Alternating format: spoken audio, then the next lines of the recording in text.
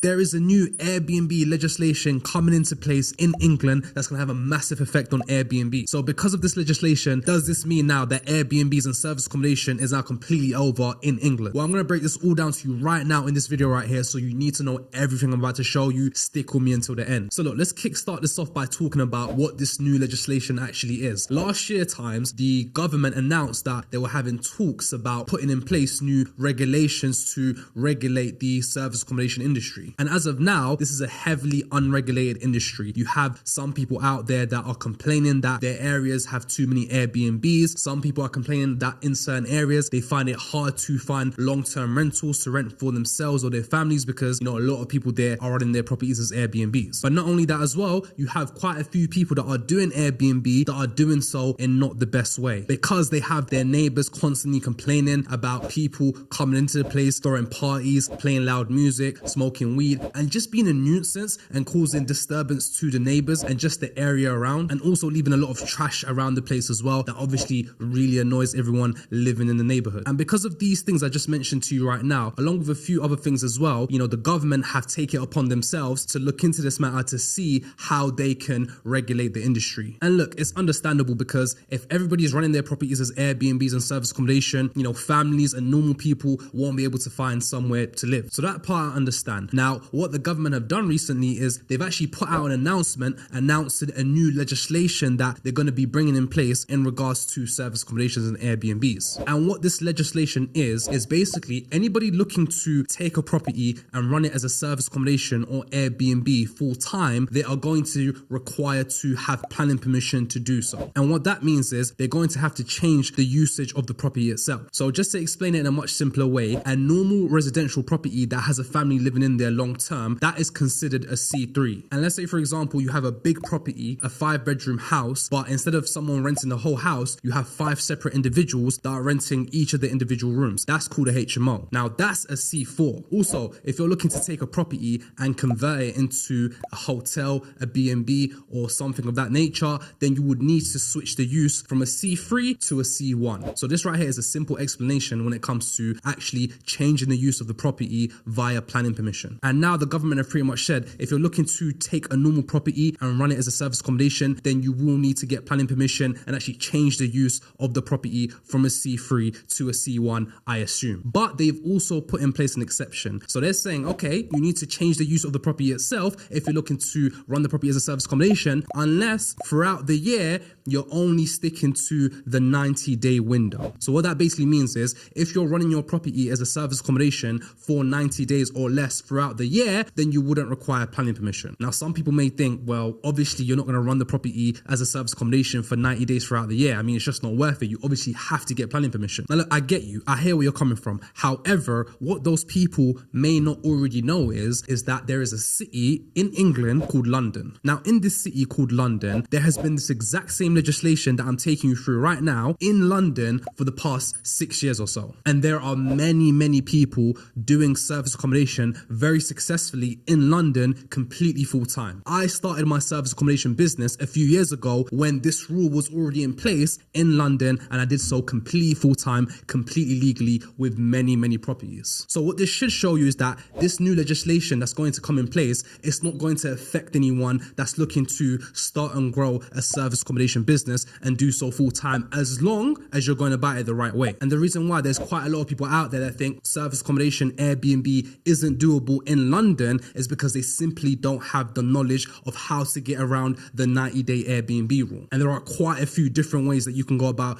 going around this completely legally, which I'm going to break down for you. Now, as of now, this only applies in London, and to be fair, they haven't actually announced the date to where they're going to bring the new legislation in place and make it nationwide. But it's safe to assume that if they've already announced it, it's going to be coming sometime in the future. But nonetheless, I'm going to walk you through the different ways that you can get around the 90-day Airbnb rule right now. The first way that you can get around the 90-day Airbnb rule is by focusing not just on accommodating people that are looking to book for 1 or 2 nights, but you're also focusing on people that are looking to book more mid to long-term stays. And people that are looking to book more mid to long-term stays are going to be people that are going to want to book for a couple of months at a time at one Airbnb property. And this is something that I failed to touch on before, but the 90-day rule itself is an allowance. So if you get someone booking your property for a week now, that's obviously going to deduct from the 90-day allowance which now means that you have 83 days left to rent your property as a short-term rental throughout the whole year. However, if you have someone that's coming to book your property for 95 nights, well, because that's no longer a short let, this no longer has an effect on the 90-day rule. So you can keep your 90-day allowance as it is. It doesn't get affected because, again, that 95-night booking is not a short let. That is a mid-term let. So this is why it's very, very crucial that you want to be mixing short lets with mid to long-term lets as well. If you're doing this and you're doing this well, then you can be running your properties as full-time service accommodations completely legally full-time. This is how I've done it myself. This is how many of my clients do it that have properties that are based in London completely full-time. So this is one of the best and easiest ways that you can bypass the 90-day rule, not only in London, but also nationwide once they bring this new legislation in place. Now, there's a lot of people that simply think that there's not people out here that are looking to book Airbnbs and service accommodation for that long. And this could not be further from the truth. When I was doing service accommodation, Airbnbs in London, completely full-time, I had many, many bookings coming my way to where people were booking for a month, 2 months, 3 months. I've had people book up to 5 months at time at one Airbnb. Not only that as well, I've got many of my clients that are doing this in London that have attracted massive bookings and long-term bookings for their service accommodation properties,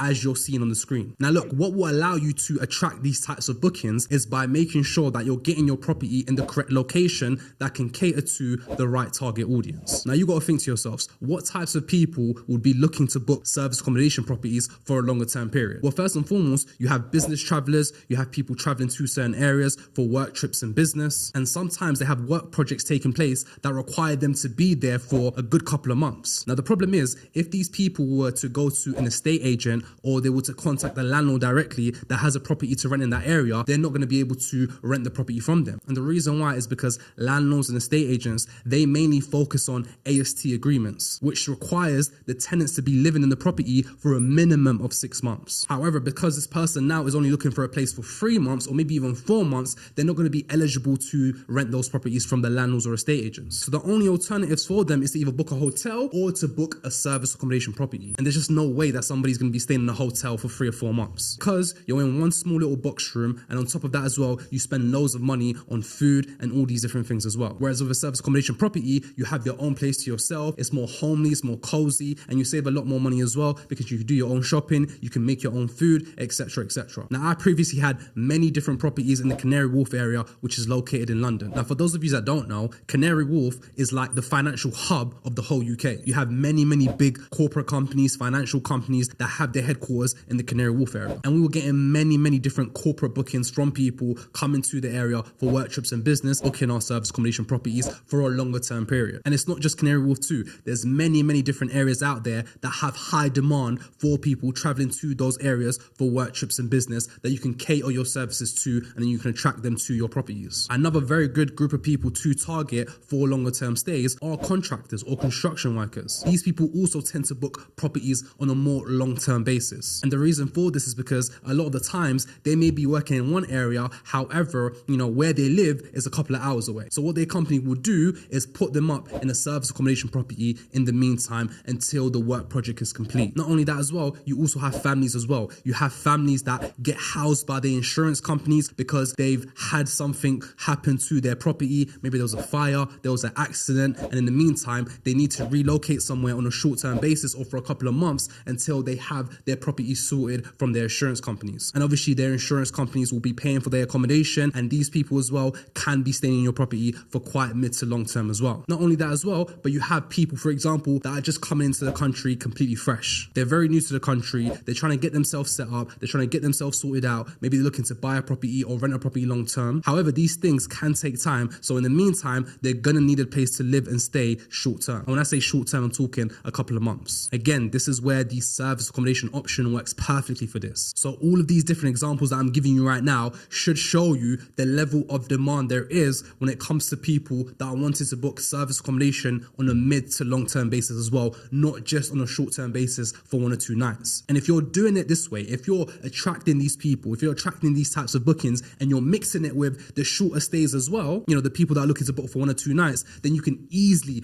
bypass the 90-day rule because the 90-day rule no longer has an effect. Also, another way that you can get around the 90-day Airbnb rule completely legally is by simply applying for planning permission to change the use from C3, which is a normal residential property, property that's meant for long-term tenants to a C1, which is meant for guests looking to book shorter-term accommodation. Obviously, if you're doing this, you have to go through the council, you have to submit an application form, and you have to go through that whole process. But once you go through that whole process, they look at your application and they decide to actually approve you, then you can run your property as a short-term rental completely full-time. And what I mean by that is if you literally wanted to rent your property for 1 night or 2 nights at a time throughout the whole year, you can do that. But again, if you didn't want to do that, if you wanted to avoid that whole process, I would personally recommend the first option. Me personally, myself, I've never really had to go through the process of getting planning permission for a property as well, just because, again, I already had the knowledge to get around that. Now look, there are quite a lot of people out here that do things under the table that they shouldn't be doing when it comes to getting around the 90-day Airbnb rule. Now look, I'm definitely not advising that you should do this, but I'm just bringing it to your attention as to what quite a lot of people do out there. So once they list their properties on Airbnb, they have that 90-day allowance. Now, once that 90-day allowance completely finishes, Airbnb will remove their property from the platform. However, what some people will do is once Airbnb has removed their listing, they will re-upload it, but they will change the location slightly. So if it's on one side of the street, they'll literally change the location to across the street or the next road down, and technically it's a different address. Now, again, I'm definitely not saying that you should do that. Me personally, myself,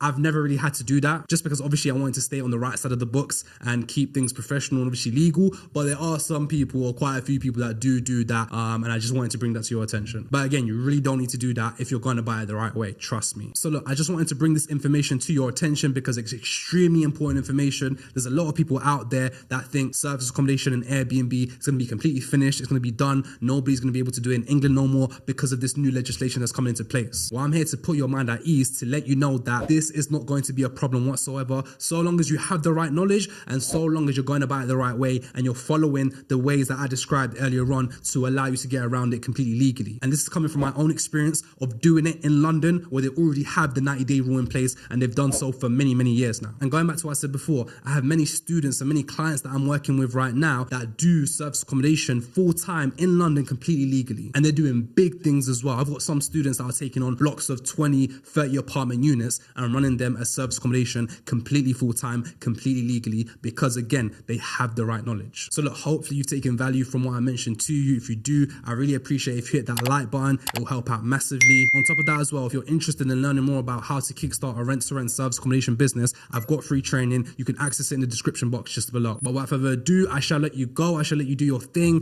Thank you for taking the time to tune into this, and I'll catch you in the next video.